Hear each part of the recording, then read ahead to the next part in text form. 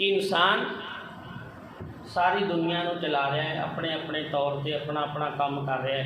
जे leader है तो अपना काम कर रहा है, जे मालक है तो अपना काम कर रहा है, जे नौकर है तो अपना कर रहा है। इस तरह संसार चल रहा है एक दूजे नाल। तो फिर परमात्मा इत्थे की कर रहा है, जो सारे इस संसार को अपने अपने तौर पर चला रहे हैं। लेकिन हुण समझण की यह गल है कि जे इंसान संसार को चला रहा है, मन भी लिया जाए, तो फिर सवाल उठता है फिर इंसान को कौन चला रहा है। हुण इसी तरह एक इंसान सी, उन्हें बस जो भी परमात्मा परमेश्वर ने इस संसार में बनाया है ਉਹਦੇ ਵਿੱਚ ਉਹ ਬੰਦਾ कमी ਕੱਢਦਾ ਹੁੰਦਾ ਸੀ। कमियां भी की, पहली कमी ये कढ़ दी उन्हें कि परमात्मा तेनू संसार बनाना आंदा ही नहीं। क्यों? क्योंकि तो इंसान तो बना दिता, लेकिन इंसान दूजे की शक्ल वेख सकता है। उस टाइम शीशे का इजाद नहीं होया सी, ते इंसान अपनी शक्ल वेख ही नहीं सकता। तो वेख इंसान ने रेत विचों शीशे नूं अलग करके पिघला के आईना बना लिया। हुण इंसान तू तो वांझा रखिया सी कि अपना चेहरा कोई नहीं वेख सकता, दूजियां दे वेख सकते हैं। लेकिन वेख असी इंसाना ने रेत विचों शीशा कढ़ के ते आईना बना लिया, तो हुण असी अपनी शक्ल वेख सकते हैं।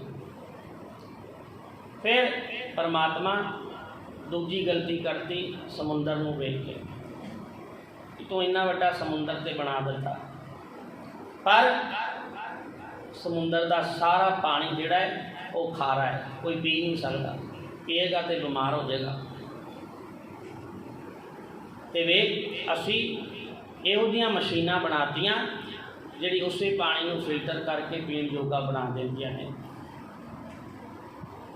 फिर परमात्मा तो भी नहीं रहा गया। परमात्मा कहता गल सुन मेरी, जे मैं तैनू ही ना बनाता तो फिर तू कर की लेना सी मेरे। हुण इन्नियां वड्डियां गल्लां कर रहे हैं, जे मैं तैनू ही ना बनाता तो तू तेरा कोई वजूद होना सी। तो इसे भुलेखे में असी जी रहे हैं कि असी कुछ हाँ। हुण एक हाथी है, वो एक पुल तो पार हो रहा है, लक्कड़ का पुल है, जिदा पुरातन समय में होंदे सी, लक्कड़ ते रस्से ने नाल पुल बना देने एक पहाड़ तो दूजे पहाड़ तक। ते हाथी का वजन ज़्यादा है। जदों वो उस पुल ते पहुंचा तो एक मक्खी, जिहदा भी भुलेखा साडे इंसानां वांग सी कि असी कुछ हाँ, वो आके उसकी पिठ ते बैठ गई। तो जदों हाथी पुल ते जा रहा है तो नॉर्मल गल है कि वह हिलेगा, क्योंकि हाथी का बहुत ज़्यादा वजन है। तो जदों पुल हिलिया तो वह पिठ ते बैठी हुई मक्खी जोर नाल हसी, तो हाथी नूं कहंदी वेख्या पहला तो सीधा ही आ रहा सी, लेकिन मैं जदों तेरे ते बैठ गई वेख हुण ते तू तो हिल ही रहा है, पुल भी सारा हिल रहा है, तो तू ऐदा ही मान करी फिरदा है। इदां दी साडी भी दशा है, असी सोचते हैं असी कुछ हाँ। तो हाथी कहंदा मैनूं तो पता ही नहीं तू मेरे पिठ ते कदों आके बैठी, जे हुण भी तू बोलदी ना तो मैनूं नहीं पता लगना सी, ते मैं तेरे वजन दे नाल पुल नहीं हिलिया। ये तेरा भुलेखा है। जिदा छिपकलियाँ ने, कहानी है कि सारिया छिपकलियाँ एक विआह ते इकट्ठियां हुई, तो 2 दिन छिपकलियाँ आईयां ही नहीं।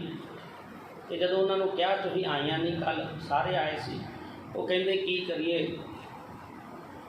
असी छत ते तां ही रहिंदियां वां कि असी जिहड़ा घर दा भार है ना सारा असी चुक्या होया, जे असी हट गए तो जिन्हां दे घर असी रहिंदे आ उन्होंने दब के मर जाना। जे असी इस छत नूं ना रोकिया होवे तो असी विआह विच आ जांदियां तो इन्हां ने मर जाना सी।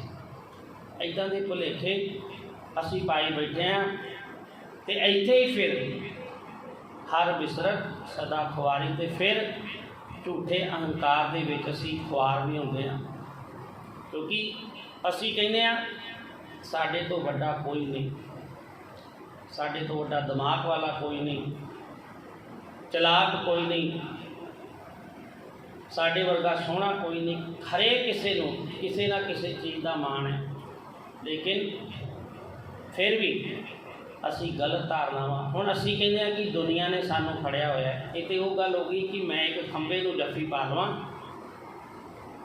ते लोग कहण कि छड्ड दे इहनूं, ते मैं कहां मैं नहीं फड़िया होया, इस खंबे ने मैनू फड़िया है, ते किहने सानू सियाणा कहना है। असी यही दलील देंदे रहे, दुनिया में रहिंदे आ सारा कुछ करना पैंदा है। तो फिर जनक राजा जनक के जीवन में हाथी मारे, उस दिन आपां साखी सुनी। एक भिक्षु सी, उन्हें अपने गुरु नूं कहा कि मैनू इदां दी शिक्षा दे जिहदे नाल मैं हमेशा वास्ते परमात्मा का भगत बन जावां, मैनू समझ आ जाए। तो उन्हें कहा मैं ये जवाब नहीं दे सकता, राज इत्थे दा राजा है जनक, उहदे कोल चला जा, उन्हें तेनू जवाब दे देना। तो चल गया। जदों उत्थे पहुंचा तो उत्थे बहुत बड़ा जलसा चल रहा सी, नचारा नच रही ने, शराबां के दौर चल रहे हैं, सारा कुछ हो रहा है, उत्थे ढोल वज रहे हैं। तो राजा जनक अपने संघासन से आराम नाल बैठा हुआ है। तो भिक्षु कहता इत्थे मैनू भेज दिता है, ये तो आप संसारी लगता है राजा, चारे पासे भी की हो रहा इत्थे। फिर भी गुरु का हुक्म से तो रोक गया। जो सारा कुछ खत्म होया शाम को राजा जनक ने कहा कि इदा इदा मेरे गुरु ने तेरे को भेजा, मैनू ज्ञान चाहिए कि मैं किस तरह इस संसार को वख करके जिदा तौल का फुल कीचड़ तो वख होके अपनी पवित्रता कायम रखता है, वो किदा रख सकता। तो कह भी दिता कि मैं मेरे गुरु ने तेरे को मैनू गलत भेज दिता है। फिर भी राजा जनक ने कहा हुण समा बहुत हो गया है, तो तू आ लंगर प्रशादा छक, उस तो बाद मिलते हैं। जदों लंगर छक लिया फिर आया तो कहते हुण रात हो रही है, चल मैं तेनू तेरा कमरा विखा देना, तो तू आराम कर उत्थे, तो कल सवेरे आपां आराम नाल बैठ के गल करांगे। तो उन्होंने जिस कमरे विच लिटाना सी उत्थे राजा जनक आप लैके गया। वो इन्ना छोटा जा कमरा है, उत्थे सिर्फ एक बंदा लम्मा पै सकता है बस, और बिल्कुल जगह नहीं है। तो राजा जनक ने बाहरों कुंडी ला दी, तो वो जिदा ही सुता, तो जदों तां नूं नज़रां चुकियां ने तो पतले जे धागे नाल 2 तलवारां लटकदियां ने, तो उसकी तो नींद उड़ गई, वो भज भी नहीं सकता, तो जगह भी है नहीं जी कमरे की बच जाए। सारी थकावट दूर हो गई, नींद दूर हो गई, क्योंकि धागा वेख्या बिल्कुल पतला जा धागा कि बस जरा जा हवा का झोंका आया तो धागा टुटा, तो तलवार ने सीधे ही आके आर पार हो जाती, भजन की भी जगह नहीं, बाहरों भी कुंडी ला गया राजा। हुण सारी रात उस धागे की नज़र रखी बैठा है कि हुण डिग्गी तो मैं मरिया, हुण डिग्गी तो मैं मरिया, परमात्मा बचा के रखे मैनू। इदा करते करते रात लंघ गई, तो सवेरे राजा जनक आया, उन्हें बूहा खोलिया, देखा बहुत परेशान। राजा जनक हस के पूछता किदां दी नींद आई। इन्हां नींद इन्हां ते मैं सारे जीवन में सतर्क होकर नहीं जागया जिन्ना एक रात के विच मैं जागया हूँ। ये मेरे नाल तू कीता की? कहता यही जो तेरे सवाल का जवाब है कि मैं तू कह रहा है कि मैं सारिया दे विच जलसा हो रहा है तो उत्थे बैठा वहाँ। हाँ मैं बैठा वहाँ जिदा तू भी इत्थे सुता पिया सी, लेकिन तेरी नज़र कित्थे सी? उस धागे के उत्ते कि कदों टुटेगा तो मेरे विच आके तलवार बजेगी तो मैं मर जावांगा। तैनूं रात को कोई होर ख्याल आया? सारी रात कोई सुपना आया? कोई होर किसी होर चीज़ का ख्याल आया? कहता नहीं, बिल्कुल भी नहीं आया। केवल मैं धागे ते अपनी नज़र से दिमाग टका के रखा। ये कहता इदा ही मैं भी, ये सारा कुछ हो रहा है संसार में, लेकिन मैं अपनी जिहड़ी निगाह है उस परमात्मा में टकाई हुई है। जिदा तू उस धागे में अपनी निगाह नूं टकाया होया सी ते उन्होंने उहदे सवाल का जवाब मिलिया। इस करके असी इस भुलेखे विच ना रहीए कि नहीं संसार ने सानू फड़िया होया है, असी संसार नूं फड़िया। इसकी दलील यही है कि जिन्ने भी भगत होए ने सारे इसी संसार में पैदा हुए, लेकिन वो भी योगी बन के जंगलों में नहीं भज गए, इसी संसार में रहे। कबीर साहब भी बनारस में ही रहे, लेकिन गुरु तक पहुँच हो गई, परमात्मा के नाल मिल के। तो की होया, अज साडे वांग ही आम इंसान सी, वो गरीबी दे विच जीवन बतीत किया, लेकिन फिर भी हमेशा सतर्क रहे। दुनिया में रहिंदे होया लोग हसते सन, ताने मेड़े मारते सन, लेकिन परवाह नहीं की, क्योंकि लोगों के कहण दे नाल जे तुसी सीधा जा रहे हो तां भी लोगों ने तुहानूं टोक देना है। जे तुसी झुक के नज़रां नीवियां करके जा रहे हो तां भी दुनिया ने कह देना कोई गलत काम किया होना। जे तां नूं मूँह करके जा रहे हो तां भी दुनिया ने कह देना है कि अहंकारी बहुत है। भाव दुनिया ने किसी बंदे नहीं छड्डना। मैं पहला भी दलील देना कि ये दुनिया करदी की है